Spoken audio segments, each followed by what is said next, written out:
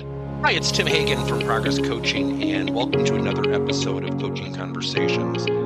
And I wanted to make you aware of something very cool that we're doing on a subscription basis, and we'll put a link in each one of our episodes.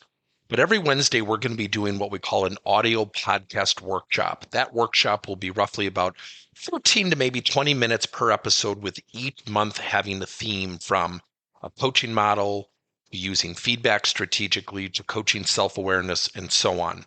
So if you could look in the body or in the content description of each episode, and you will see a link where you can join this subscription. These are literally 4 workshops every month, teaching specific strategies to address a particular area of workplace coaching, as it relates, again, to things like awareness, motivation, teamwork, and what have you.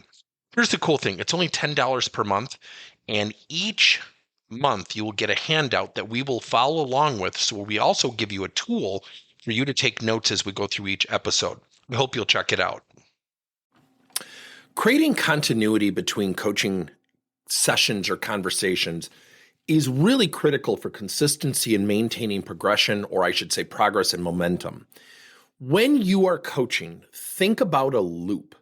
Think about, just for a second, 12 o'clock, 3 o'clock, 6 o'clock, and 9 o'clock, okay? So think about 12 o'clock, a learning project.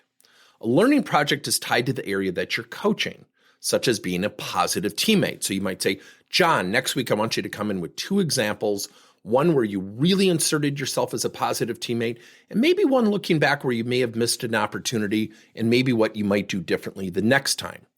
3 o'clock and 6 o'clock become those components of a conversation where you ask questions, and then that's your 3 o'clock. Your 6 o'clock is maybe you facilitate an activity like a role play session or a discussion, or maybe you're going to teach a methodology of having a really good conversation. And then you end every conversation with a learning project, which kicks off your next conversation, such as, John, next week I want you to come in with 2 examples of where you inserted yourself as a positive teammate. The next session you get together, you say, well, John, last week I asked you to come in with 2 examples. And what are you coaching to?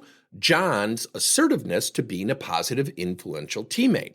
See, when we have conversations that just stand on their own, there's nothing wrong with that, but they tend to be very spotty or choppy. Yet if we create continuity by having a learning project that is tied to the area that you're coaching to, that serves as a bridge between coaching conversations, you have now created continuity, which will create greater momentum and development of the person that you're coaching. Thank you for listening to another episode of Coaching Conversations by Tim Hagan and Progress Coaching. Now, our company is always coming out with new and innovative solutions to help leaders coach their employees.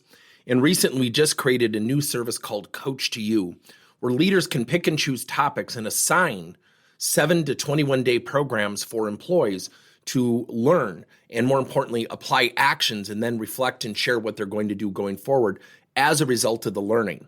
It's called Coach to You. We're literally bringing coaching to your employees. If you're intrigued, we'll have a link in each one of our episodes where you can get more information. And again, thank you so much for listening to another episode.